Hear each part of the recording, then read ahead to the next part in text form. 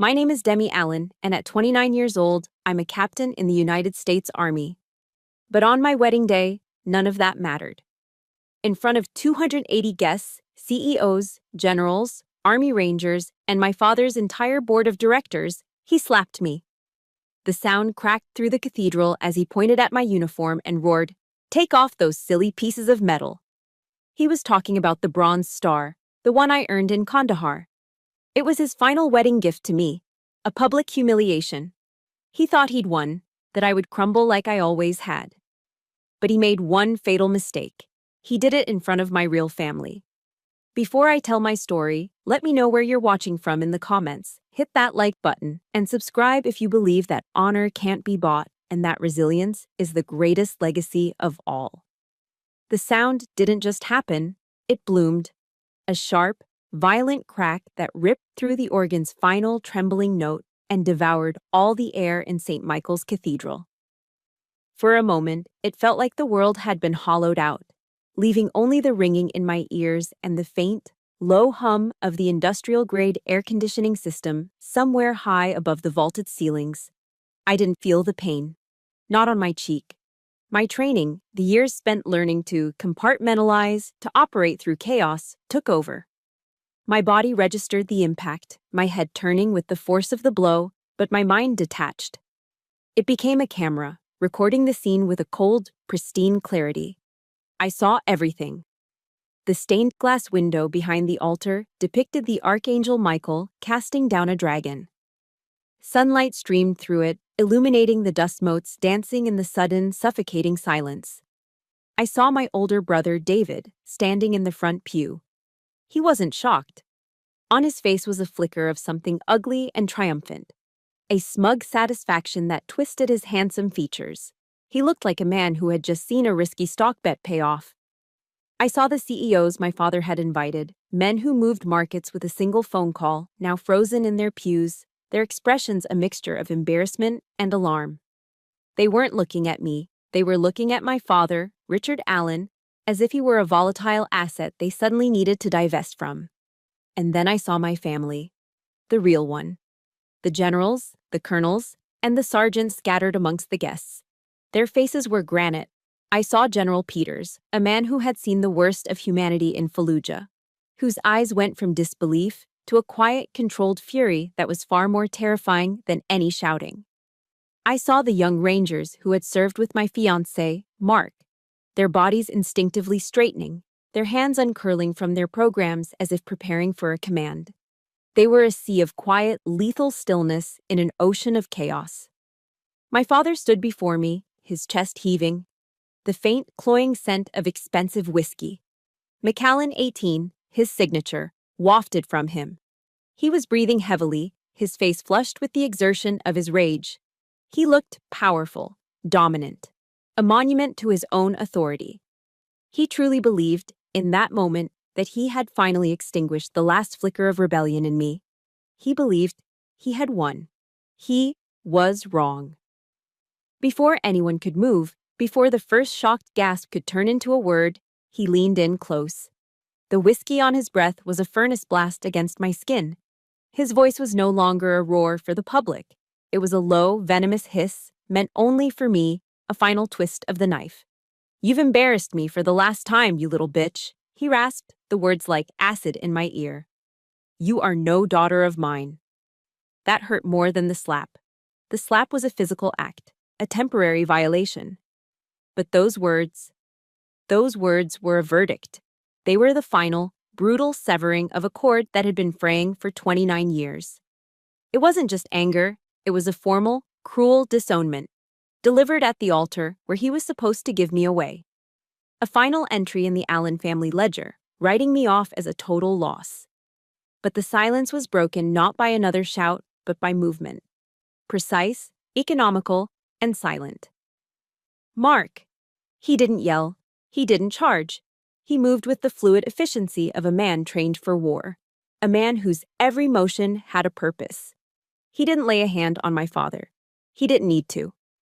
Instead, he took 2 steps forward and simply placed himself between me and Richard Allen. A human shield, a living boundary. He didn't look at me. his eyes, cold and steady, were locked on my father's.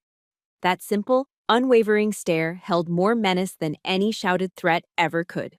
It was the look of a predator assessing a threat, and for the first time in my life, I saw my father flinch.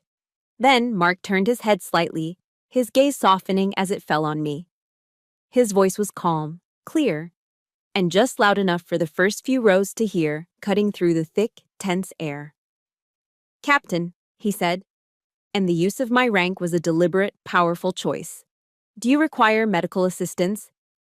He wasn't asking his bride if she was okay. He was asking an officer if she was injured. He was reframing the entire event, pulling it out of the messy, complicated world of family dysfunction and placing it squarely into the black and white world of military conduct. My father's face contorted, rage returning as his confidence faltered. He opened his mouth to speak, to reassert the dominance that had just been so quietly challenged. He never got the chance. Mark raised a hand, not aggressively, but as a simple, undeniable gesture to stop. It was the motion of a man in complete control. And when he spoke again, his voice was different. The warmth of the concerned fiancé was gone, replaced by the crisp, formal tone of an officer reporting an incident. "Ladies and gentlemen," he announced, his voice carrying effortlessly through the cathedral, "please remain calm. An assault on a commissioned officer of the United States Army has just occurred." A collective, audible gasp swept through the church. "I'm going to ask you to please remain in your seats." With those words, the world shifted on its axis. He had done it. He had changed the game entirely. St. Michael's was no longer a church. It was a potential crime scene. The 280 guests were no longer attendees. They were witnesses. And my father, Richard Allen, the titan of industry, the king of his own empire, was no longer a father disciplining his daughter. He was a perpetrator. Time has a strange way of stretching and compressing in a crisis. In the ringing silence of St. Michael's, a single second felt like an eternity. Mark's words, "An assault on a commissioned officer has just occurred," hung in the air, shimmering and dangerous.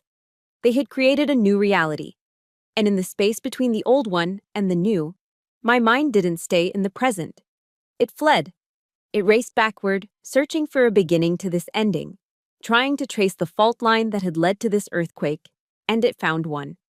Not in a single dramatic moment, but in a quiet, recurring ritual that was as much a part of my family's tradition as turkey and pumpkin pie on Thanksgiving. In the Allen household, Thanksgiving was never just about gratitude. It was a corporate event disguised as a family holiday.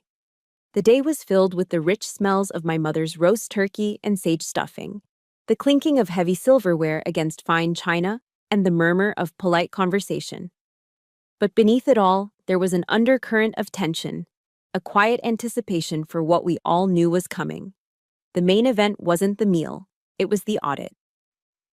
After the last slice of pie had been served and the coffee was poured, my father would clear his throat, silencing the table. He would then retreat to his study and return holding a large, heavy book. It was bound in dark green leather with the Allen Ledger embossed in gold leaf on the cover. It looked ancient and important, like a sacred text. And in our family, it was. He would place it at the head of the table with a soft, authoritative thud. Opening it, he would put on his reading glasses and begin the year-end review. He'd start with David, my oldest brother. "David," he'd announce, his voice booming with pride. "A successful year. The logistics contract with Petrocorp. A net gain of $2 million for the company." He would uncap his expensive fountain pen, and we would all listen to the scratch of the nib on the thick, creamy paper as he wrote the number down. A round of applause, led by my father, would follow. David would nod, accepting it as his due. Then, Michael. Michael. The downtown residential project. Efficient management, brought in under budget. A value of $800,000. Another scratch of the pen, another round of polite, obligatory applause. My brothers, basking in the warm glow of their calculated worth. For years, I had no entry. I was just a child, a line item with no profit attached. But I dreaded the day my turn would come. That day arrived when I was 17. I had spent 6 months of my junior year of high school working on a project for the Texas statewide science fair. It was a structural engineering analysis, a new method for testing the load-bearing capacity of composite building materials. It was complex, it was innovative, and it won. First place in the state.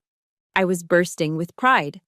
For the first time, I felt I had something to bring to the Thanksgiving table, something that, in its own way, connected to the world of construction my father ruled.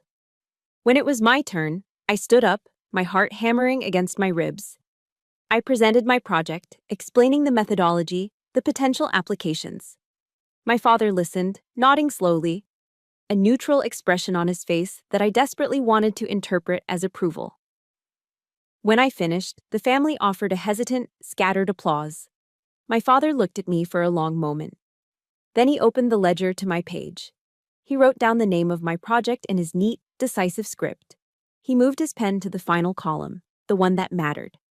He paused for dramatic effect, then wrote a large, bold, unmistakable figure, 0 tondro. He looked up, meeting my eyes over the rim of his glasses, and addressed the table, though his words were aimed directly at me. "If it doesn't sell," he declared, his voice cold and didactic, "it has no value."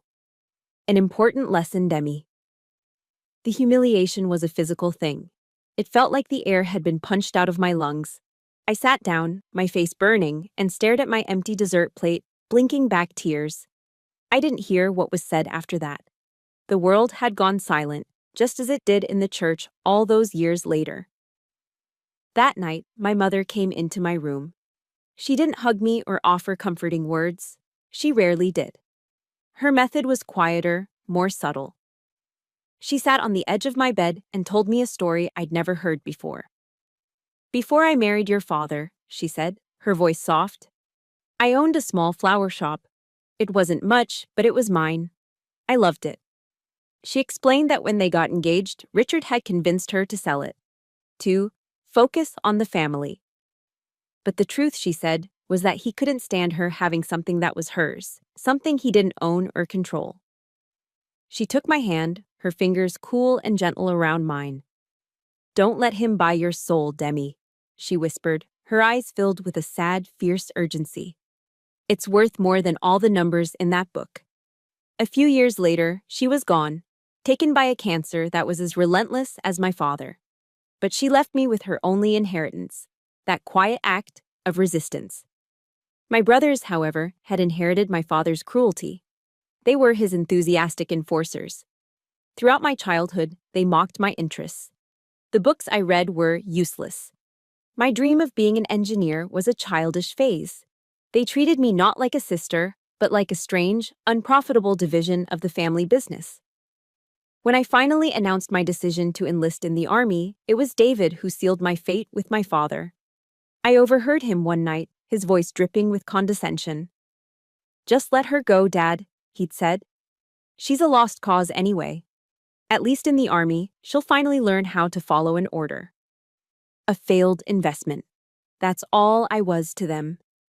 And now, standing at the altar in St. Michael's, the ghost of that 17-year-old girl rising inside me, I finally understood. The slap, the words, the public humiliation. It wasn't a new attack. It was just the final logical entry in a ledger that had been written long ago. My father had his leather-bound book filled with numbers.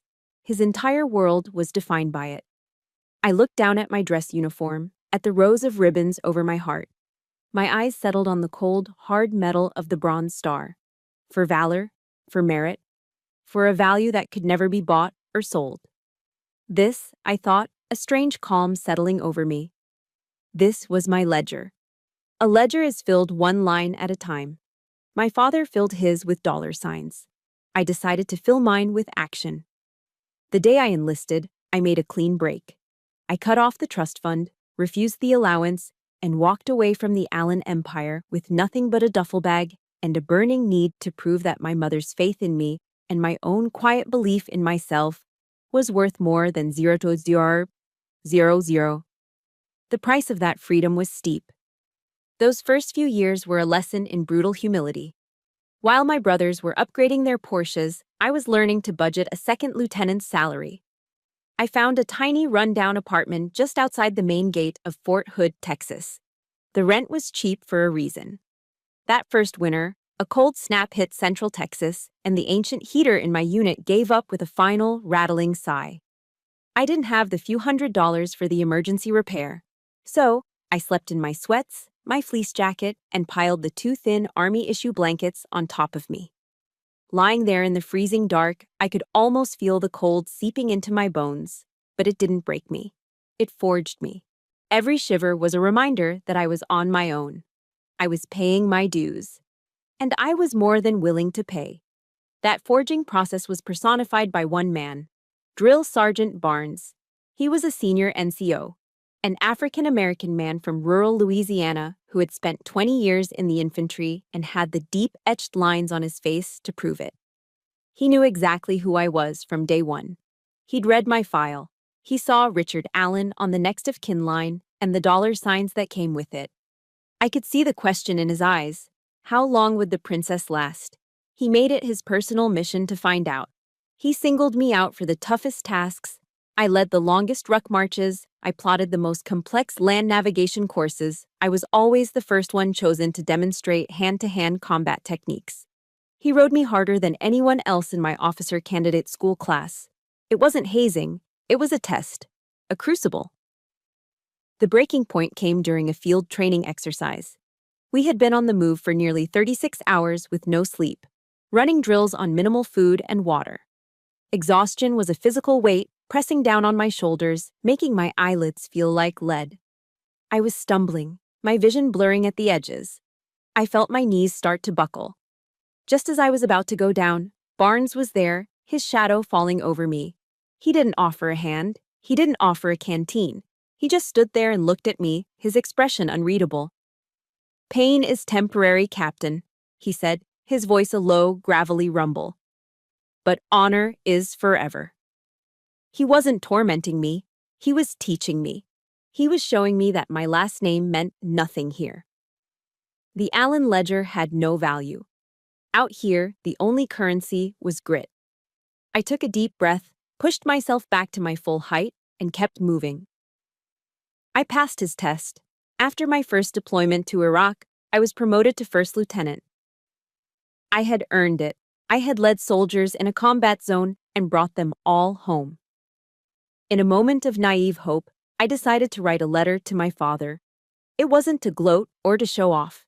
It was a genuine attempt to explain, to bridge the chasm between our worlds.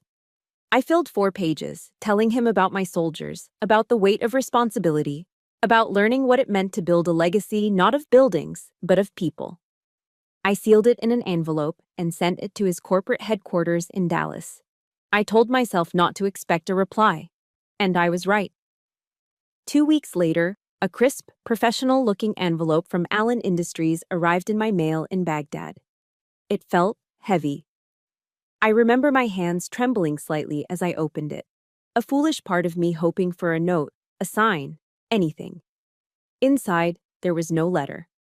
There was only my own 4-page letter, torn neatly into 4 equal squares. A silent, brutal, unmistakable message. He hadn't just rejected my words. He had negated my entire experience. If you've ever poured your heart out to someone, ever tried to make them understand your world, only to have it dismissed and thrown back in your face, I need you to do 2 things for me right now. First, hit that like button just to show you're here with me. Second, just comment with the single word, honor, below. It's a small word, but it means everything. It's what they can't take from us. That torn letter was the last time I ever tried to seek his approval. I closed that account. From then on, my work was for me and for the soldiers I served with.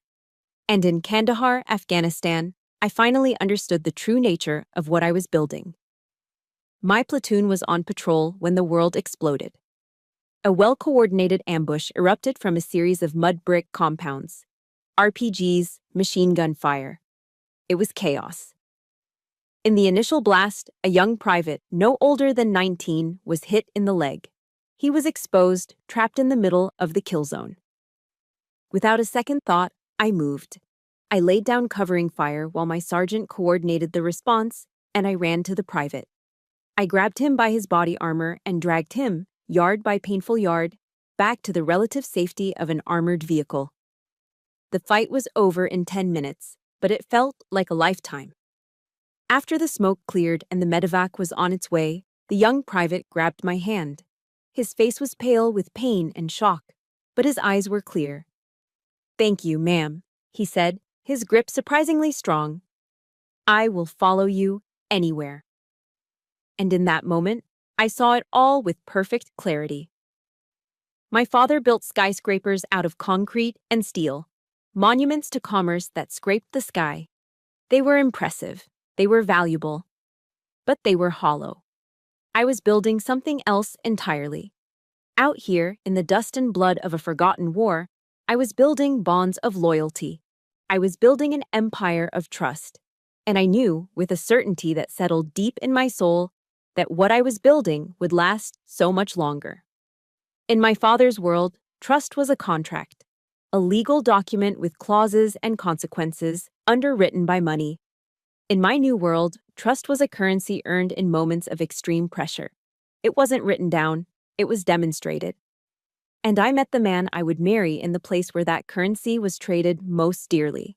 His name was Mark, and I met him in a tactical operations center at Bagram Airfield, Afghanistan. The room smelled of dust, stale coffee, and the faint, sharp tang of jet fuel that clung to everything. It was a place of controlled chaos, but at that moment, it was my stage. As an intelligence officer, I was briefing a group of senior officers and team leaders on an upcoming mission. My part of the brief was a warning. I had found a discrepancy in the intel, a subtle but significant flaw in the satellite imagery analysis that suggested a planned route for a team of Army Rangers was not clear, but was, in fact, the likely site of a complex ambush. I laid out my case, pointing to shadows that didn't belong and heat signatures that were too recent. The reaction was dismissal. A full-bird colonel, eager to keep the mission on schedule, waved a hand dismissively. "It's thin, Captain. You're being overly cautious." Others nodded in agreement. I felt that old, familiar sting of being brushed aside, my careful work invalidated. I was about to stand down when a voice cut through the murmuring. "I'll take thin." Every head turned. Standing near the back of the room was a captain I didn't recognize, tall and lean. With the quiet, coiled intensity that marked him as Special Forces, he was the leader of the Ranger team in question. He stepped forward. "I trust Captain Allen's assessment," he said, his voice calm and even. "My team doesn't move until we verify." The room went silent. He had just publicly contradicted a full-bird colonel and put his mission on hold, all based on the word of an intel officer he'd never met. He wasn't just listening to me. He was betting his men's lives on my judgment. In that moment, he signed a contract with me, one written not in ink, but in absolute, unconditional trust. He saw me not as a woman, not as a name, but as a professional. It was the most profound form of respect I had ever received. Our first date, a week later, wasn't exactly romantic. It was in the main dining facility at Bagram, under the buzz of fluorescent lights, over plates of dry chicken and lumpy mashed potatoes. But the setting didn't matter. He didn't ask about my family, where I went to college, or what my father did for a living. The usual checklist of a man trying to size up a woman's pedigree. Instead, he looked at me and asked, "What's the hardest command decision you've ever had to make?" I was taken aback. I told him about a firefight in Iraq, about having to make the call to abandon a piece of expensive surveillance equipment to prioritize the evacuation of a wounded soldier. It was a choice that had earned me a reprimand for the loss of government property. He listened intently, his eyes never leaving mine. When I finished, he just nodded slowly. "You chose people over gear," he said. "That's the mark of a good leader." No one had ever called me that before. In my family, choosing people over assets was a sign of a bad investment. With one simple sentence, Mark had taken what my father's world saw as a weakness and reframed it as my greatest strength. I felt a warmth spread through my chest that had nothing to do with the lukewarm coffee in my cup. When we both returned to the States, our relationship deepened, away from the dust and danger of Afghanistan. One weekend, he took me hiking along the Barton Creek Greenbelt in Austin. We climbed up to a rocky outcrop overlooking the Colorado River, the late afternoon sun turning the water to gold. He didn't get down on one knee. He didn't pull out a diamond ring. Instead, he reached into his pocket and pulled out two blank military-issue dog tags. They were simple, silver, and felt cool and heavy in my palm. He held one up. "On these," he said, "they stamp your name, your blood type, your religion. It's what the Army needs to know to identify your body." His expression was serious, but his eyes were incredibly soft. "But I want to know what you stand for. I want to know your vow." He handed me one of the blank tags. "What will you etch onto your life, Demi?" It wasn't a proposal of marriage. It was a proposal of partnership, an invitation to build a shared legacy, a contract based not on assets, but on values. It was the most romantic thing anyone had ever done for me. I told him I would etch the word honor onto mine. He said he would etch loyalty. Before we made it official, I knew I had to do the one thing I was dreading: take him to meet my father. We met for a tense, awkward lunch at a steakhouse in Dallas that smelled of leather and money. Richard sized Mark up the way he would a potential business acquisition. He asked about his salary, his prospects, his family's net worth. When he learned Mark was also career military, a soldier who owned little more than his truck and his gear, my father leaned back and smirked. "Well," he said, dabbing his mouth with a linen napkin, "I suppose it's good my daughter found someone who shares her hobby of playing war. That's fine. But when you two are ready to build something real, you come and see me." Mark didn't flinch. He didn't get angry. He just met my father's condescending gaze with a look of calm, unwavering confidence. "We're already building something, sir," Mark replied, his voice level and respectful, yet utterly defiant. "A life." My father was speechless. For the first time, someone had stood up to him, not by challenging his power, but by simply refusing to play his game. Mark's self-worth wasn't tied to a number in a ledger, so my father had no leverage, no way to control him. On the car ride home, I was quiet, the encounter leaving a sour taste in my mouth. Mark reached over and took my hand. He pulled an old brass compass from his pocket and placed it in my palm. It was worn, the edges smooth from use. "I was going to give you this later," he said. "For you. Because you always know the way home, no matter where home is." He paused, then looked at me, his eyes seeing right through the armor I'd spent a lifetime building. "You don't need his empire, Demi," he said, his voice firm and certain. "You are an empire." The weeks following my engagement were a rare period of calm. For the first time, I felt like I was building a life on my own terms, a life Mark's words had given me the courage to claim, my own empire. But empires are never left unchallenged. The old world, the one I had fought so hard to escape, came calling. And it came with the one weapon I was least prepared for, the illusion of peace. The first move was a phone call from my eldest brother, David. It came 2 weeks before the wedding date. I hadn't spoken to him in months, and his name flashing on my screen sent a jolt of anxiety through me. I let it go to voicemail, but he called back immediately. I finally answered, my guard already up. His voice was like honey laced with arsenic, sickeningly sweet and entirely fake. "Demi, sweetheart, how are you?" he began, the picture of a concerned older brother. "Listen, Dad, he just wants what's best for you. He's just so proud, you know. He wants his little girl to look like a princess on her big day." I stayed silent, letting him spin his web. "He went out and picked a dress for you," David continued, his voice oozing with false sincerity. "A Vera Wang. Absolutely stunning. He just wants to see you happy, Demi." There it was, the opening salvo. Not a demand, but a gift. A Trojan horse made of silk and lace. I knew what it really was, a test of loyalty. A uniform for his side of the conflict. "That's very generous, David," I said, my voice carefully neutral. "But I've already chosen what I'm wearing." The honey vanished from his voice, replaced by the cold, hard tone of a businessman closing a deal. "Look, just compromise a little, Demi. Wear the dress, be nice to Dad at the church. Maybe even apologize for, you know, the misunderstanding. He'll forgive you. He's even set aside a seven-figure check as a wedding gift. Just think of it as a business transaction. A small concession for a big payout. It's a good deal. A business transaction. My dignity, my identity, my self-respect. All just commodities to be traded for peace and a fat check. The rage was a cold knot in my stomach. My wedding is not a business deal, David, I said, my voice low and final. And I'm not for sale. I hung up before he could respond. I thought that would be the end of it. I was wrong. The next day, a text message arrived from David. It wasn't words, it was a picture. An old photograph of my mother, smiling, her arm around a much younger me.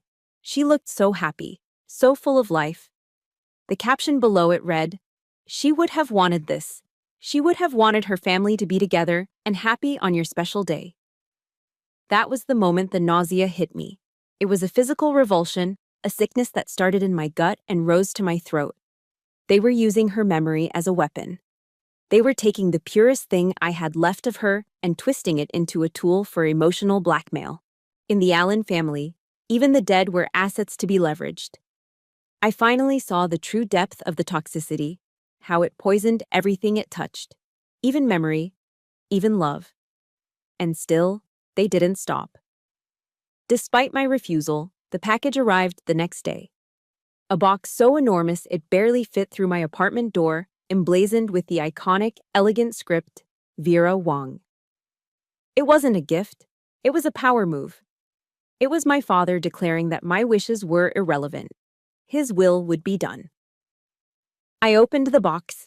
Inside, nestled in layers of tissue paper, was a dress of breathtaking beauty. A cascade of ivory silk and intricate lace. A gown fit for royalty. It was the kind of dress little girls dream of. But as I looked at it, I didn't see a dream. I saw a prison. I saw a uniform of surrender, a costume I was meant to wear to play the part of the dutiful daughter. I looked from the dress to my own uniform, hanging crisp and proud on the back of my bedroom door.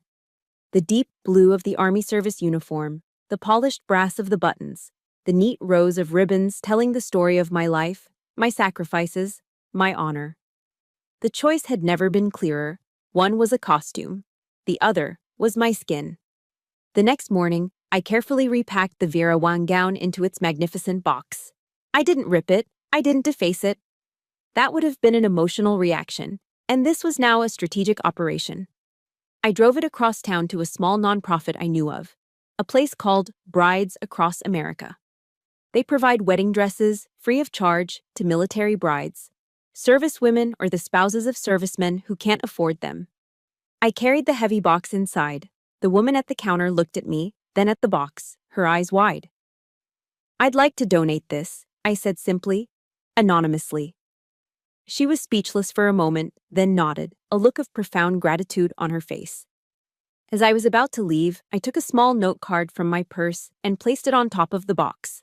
I had written it last night, the words coming to me with absolute clarity. It read, "For a woman who understands that strength is more beautiful than silk." As I walked out into the sunshine, I felt a sense of release. I hadn't just gotten rid of a dress. I had taken a symbol of my father's oppression and transformed it into a gift of solidarity. I had redefined its value on my own terms. The war for my wedding day had begun, and I had just fired the first, silent shot. In the military, the hours before a major operation are a strange mix of calm and tension. There's a quiet focus, a sense of shared purpose that hangs in the air. That's what the night before my wedding felt like. There was no bachelorette party with silly games and pink sashes. That wasn't my world. My world, my real family, gathered in the backyard of the small house Mark and I were renting. We sat around a crackling bonfire, the Texas sky dark and sprinkled with stars above us. It was just our inner circle, my two escorts for the wedding, both Rangers from Mark's unit, a tough-as-nails female Apache helicopter pilot I'd served with in Iraq, and a few others from our tight-knit community. The air smelled of mesquite wood smoke and damp earth. We passed around bottles of Shiner Bock, the iconic Texas beer, its dark amber glass cool against our palms. No one talked about the wedding. No one mentioned my father or the Vera Wang dress. Instead, we did what soldiers do. We told old stories. We ribbed each other mercilessly about past mistakes. A botched training exercise, a terrible haircut, a disastrous blind date. We laughed. It was a language of its own, a way of building a perimeter of support without ever saying the words. It was a quiet, unspoken acknowledgement that a significant operation was scheduled for the morning, and they were all on my fire team. Their presence wasn't just a comfort, it was a fortification. When the last of them had finally left, their truck taillights disappearing down the dark country road, Mark and I stood by the dying embers of the fire. He reached out and tucked a stray strand of hair behind my ear. He didn't ask if I was scared. A good commander never asks a soldier a question they already know the answer to. He knew. Instead, he spoke with the quiet certainty of a mission commander laying out the plan of attack. "Tomorrow," he said, his voice low and steady, "you don't have to fight alone. I'm there. Everyone who was here tonight is there. Whatever happens, we will face it together, just like we always have." He reached into his pocket and pulled out something small and heavy. It was an old, brass military lensatic compass, the kind you learn to trust with your life in the field. It was scuffed and worn, the markings faint from years of use. "This was my grandfather's," he said, placing it in my hand. "It got him through Normandy. I'm not giving it to you because I think you'll get lost." He smiled faintly. "I'm giving it to you to remind you that even when the storm hits and you can't see a foot in front of your face, you will always know your true north." Later that night, long after Mark had fallen asleep, I sat in the quiet of our living room.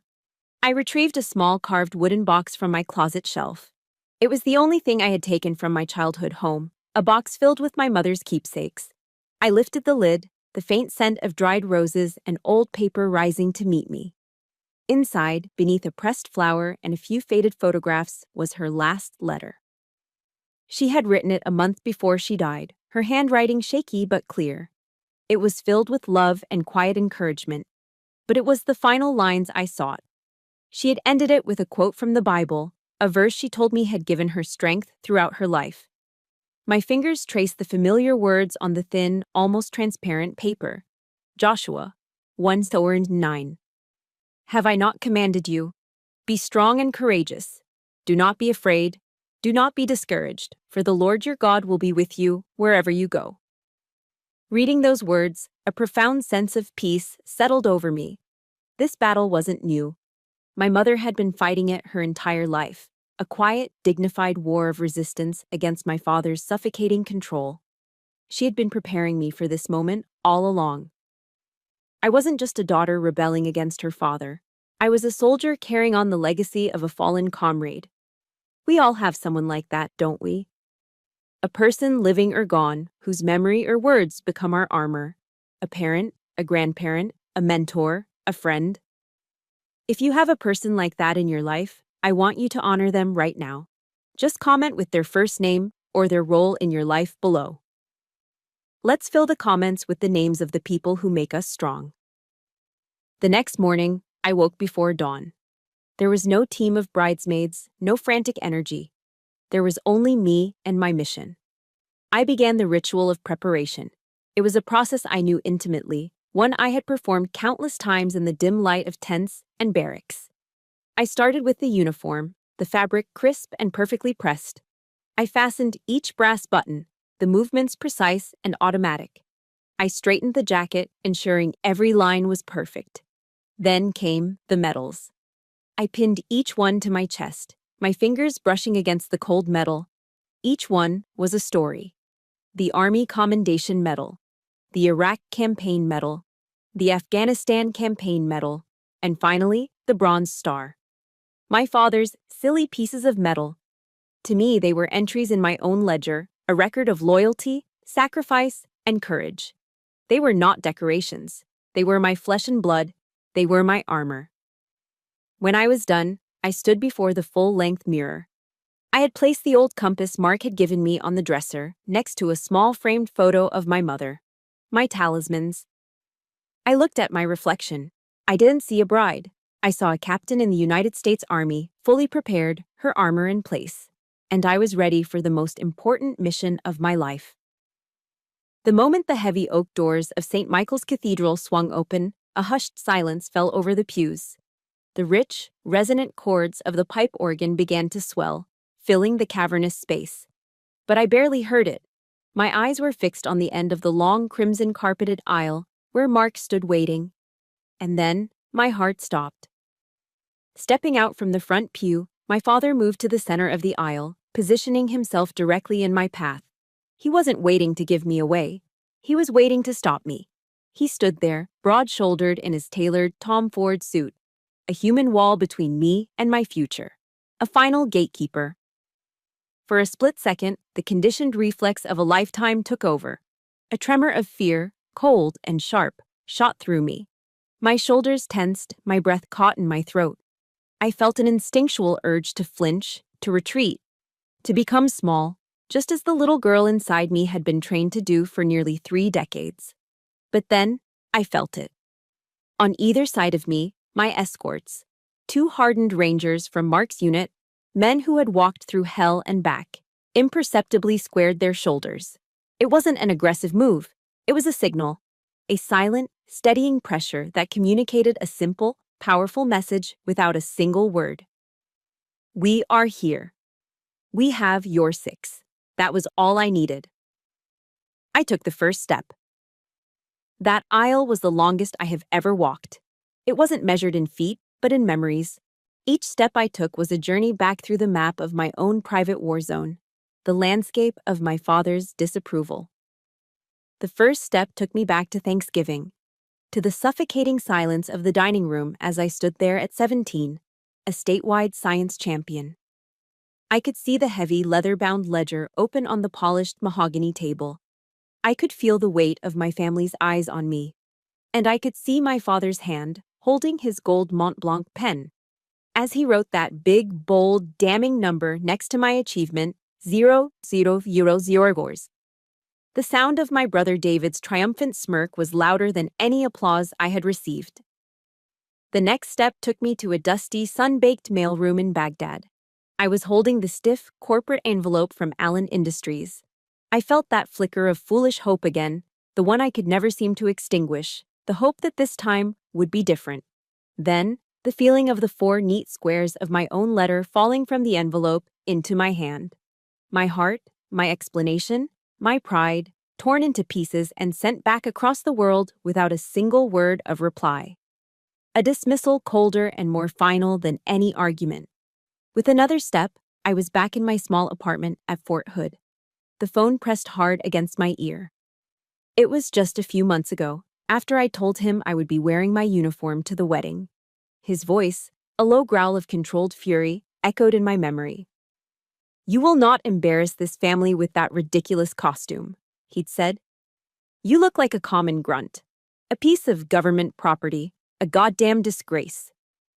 The words he used weren't just insults.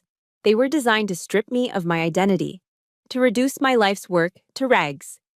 He began to speak then, his voice booming through the holy silence of the cathedral, overpowering the gentle notes of the organ. He didn't shout, not yet. He spoke with the measured cadence of a CEO delivering a final verdict on a failed investment.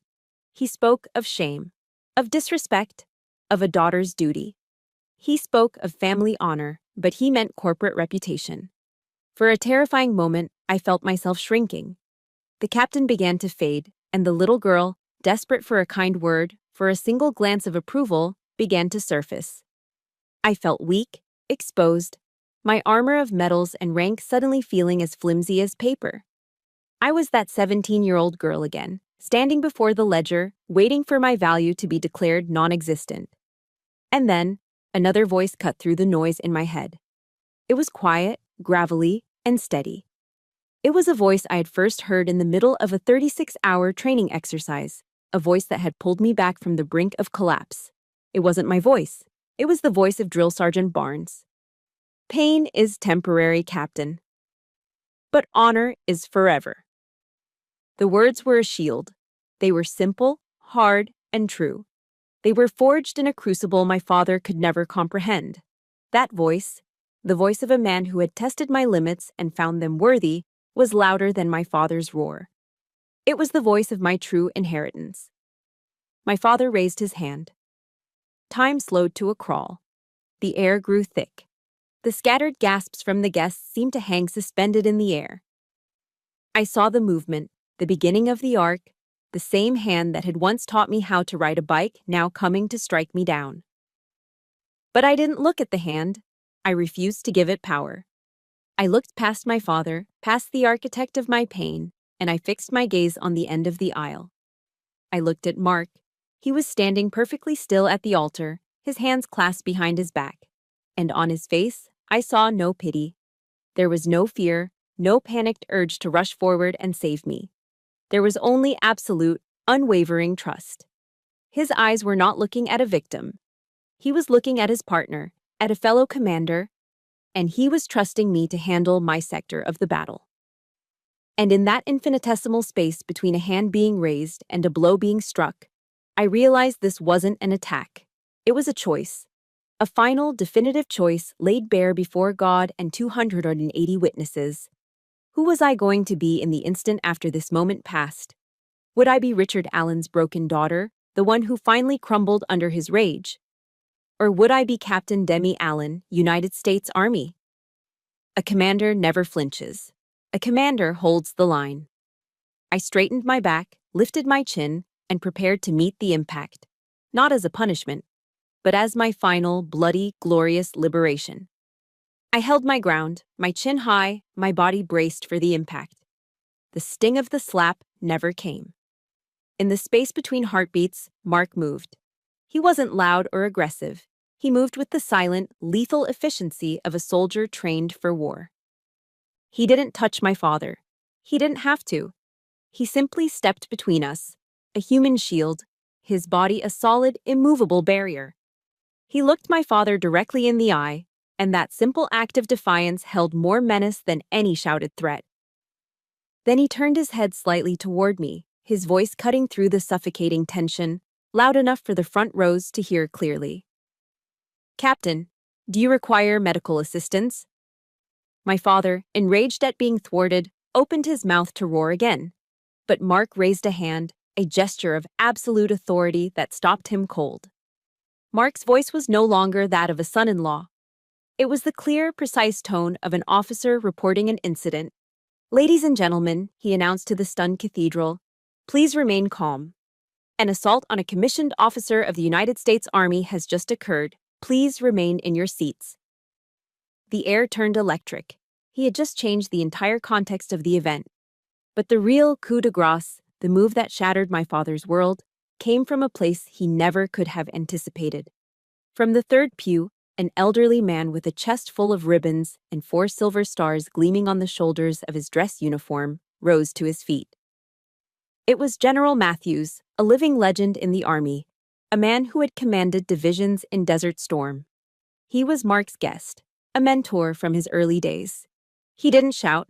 He didn't need to. His voice, a deep and powerful baritone honed by decades of command, rolled through the sacred space like thunder. "Attention!"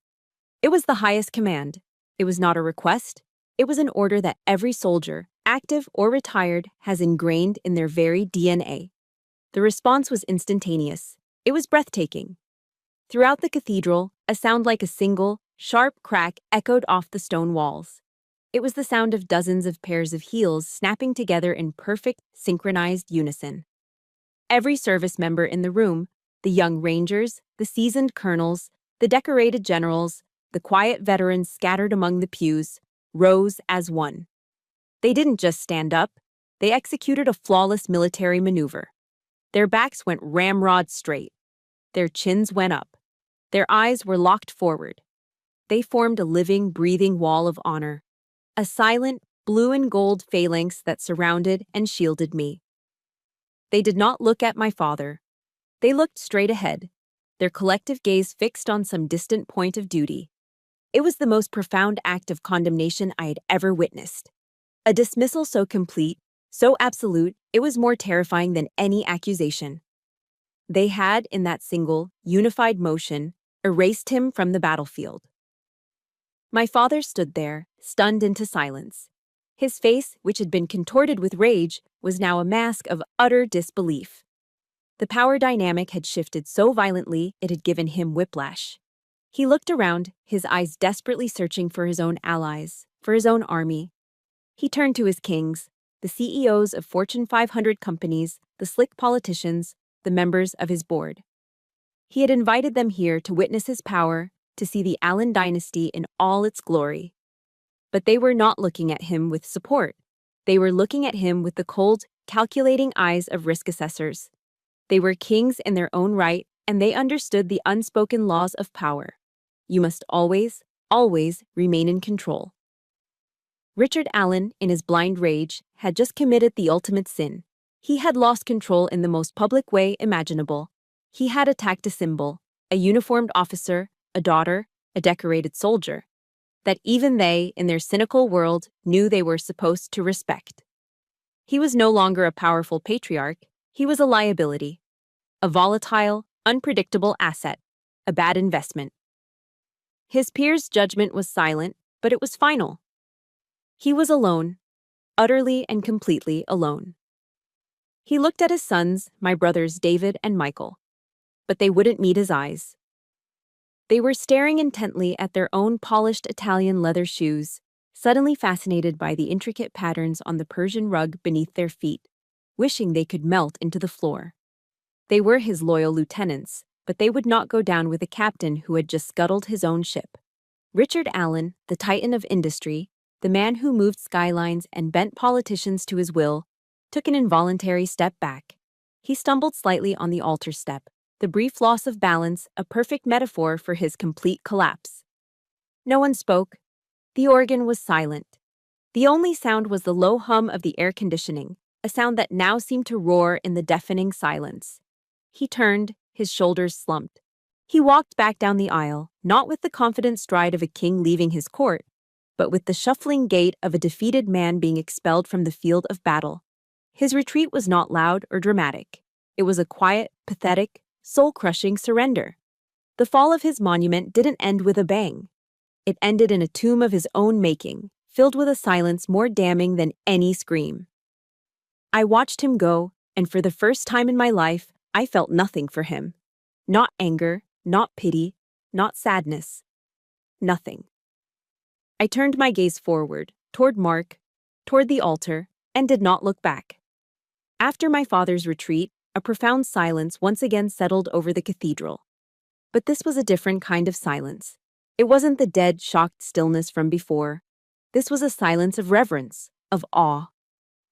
I took a deep breath, the first truly steady breath I had taken since the doors opened, and walked the final few steps to the altar where Mark was waiting. He took my hand, his grip warm and solid, and together we turned to face the priest. Father Michael, an elderly man with kind eyes that had seen a lifetime of human joy and sorrow, did not immediately return to the liturgy. Instead, he stepped forward, his gaze sweeping over the assembled guests with a gentle wisdom. In our lives, he began, his voice calm and clear, resonating with a quiet authority that commanded more attention than my father's roars ever could.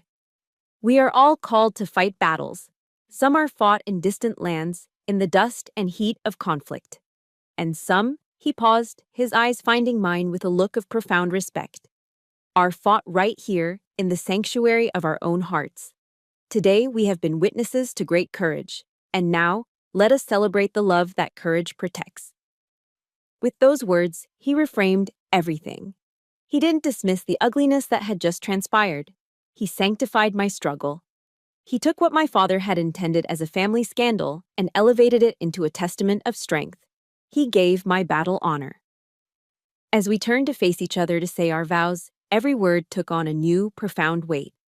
When I looked at Mark and said the ancient words, to have and to hold, to love and to cherish, I wasn't just speaking to him.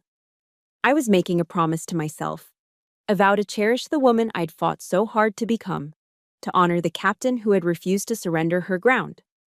I was signing a peace treaty, not with my father, but with myself.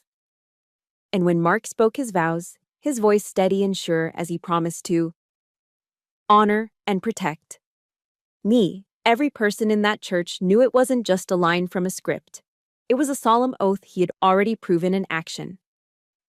The entire cathedral, my true family, had borne witness to it. Our vows weren't just spoken, they were ratified.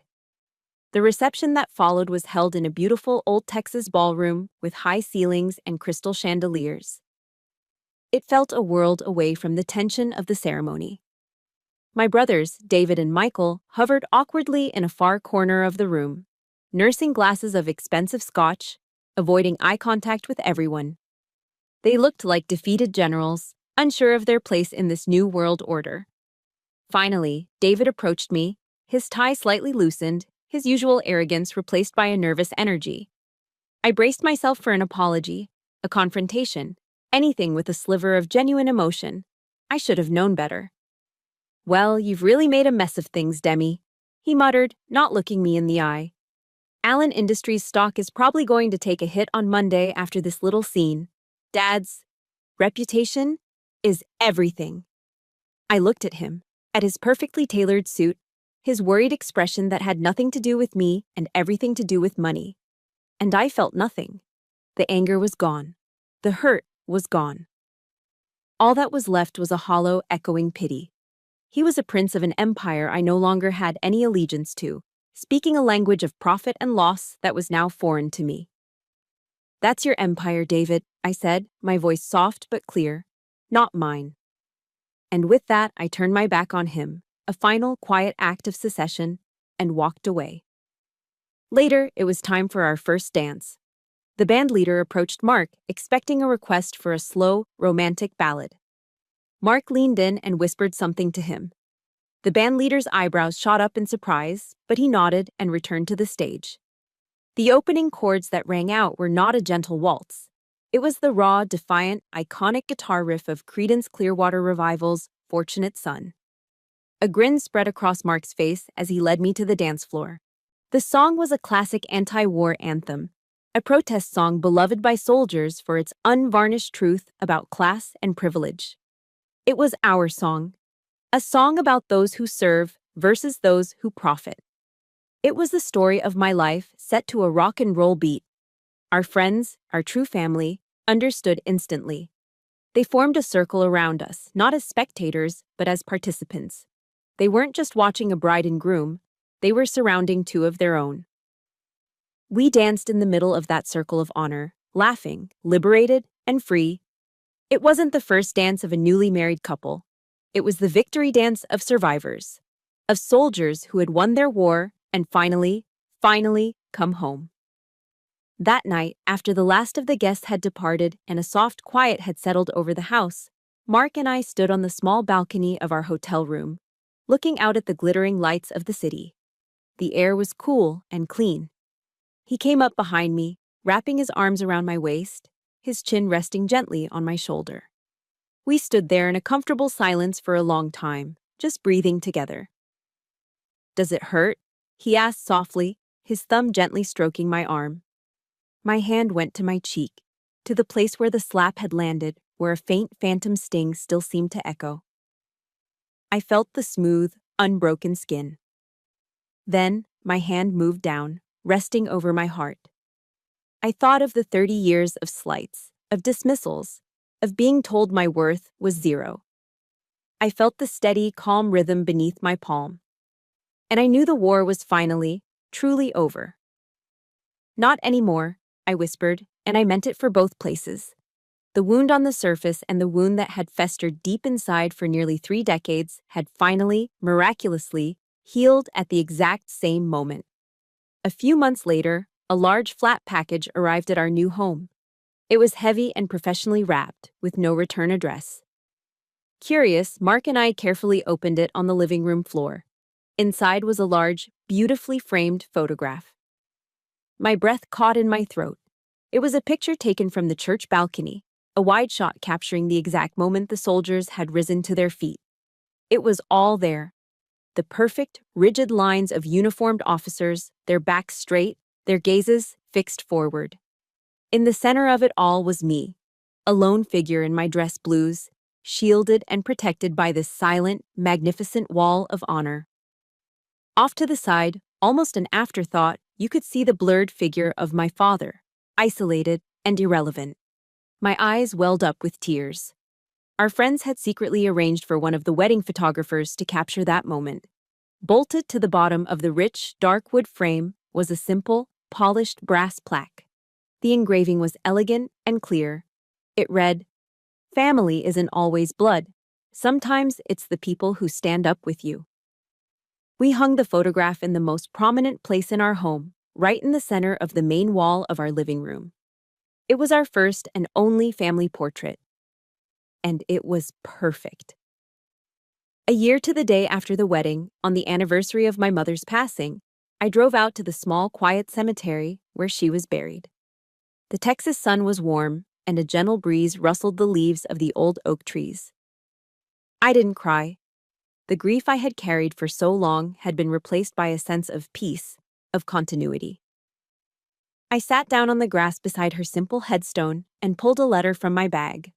"Hi, Mom," I began, my voice clear and steady in the quiet air as I read the words I had written. "It's me. A lot has happened this year. I just wanted to let you know. I finally did it. I built my own legacy. It's not made of brick and mortar, Mom. It's not measured in square feet or stock prices. It's built on a foundation of honor. It's held together by the mortar of loyalty. And it's sheltered by a love so strong it can face down any storm. It's smaller than Dad's empire for sure, but it's real. And it's mine. You told me not to let him buy my soul. I didn't. I held on to what was true, even when no one else was clapping. I hope you're proud." I folded the letter, a sense of completion washing over me. I didn't need an answer. I could feel it. The story ends here, but my mission continues. A few years later, now a major in the Army, I was asked to speak to a group of newly commissioned female officers, young women about to take on their first leadership roles. They sat before me, their faces young, eager, and full of the same mix of confidence and fear I once knew so well. I didn't tell them the story of my wedding. I didn't need to. The lessons were more important than the events. I looked out at those bright, determined faces, the future leaders of our Army, and I left them with the most important piece of intelligence I have ever gathered. "People will try to tell you what you are worth," I said, my voice ringing with a conviction forged in fire. "They will put a price tag on your dreams. They will try to fit you into a column on their ledger. Do not ever believe them. Your value, your legacy, is not defined by their applause. It is defined by your actions when no one is watching. It's defined by the integrity you maintain when you are tested. And it is defined by how you stand your ground when the entire world is telling you to fall back." I looked at each and every one of them, pouring all the strength my mother gave me, all the honor the Army taught me, and all the love Mark showed me into my final words. So go out there and build your own empire. That's my story. It's proof that a legacy isn't something you inherit, it's something you build, one act of courage at a time. I know I'm not alone, and that many of you have fought your own battles to define your own worth. Your stories are the reason this channel exists. If you believe in the power of resilience, please subscribe and become part of our community. Like this story if it touched you, and share it with one person who needs to be reminded of their own strength. Finally, comment below with one word that defines the empire you are building.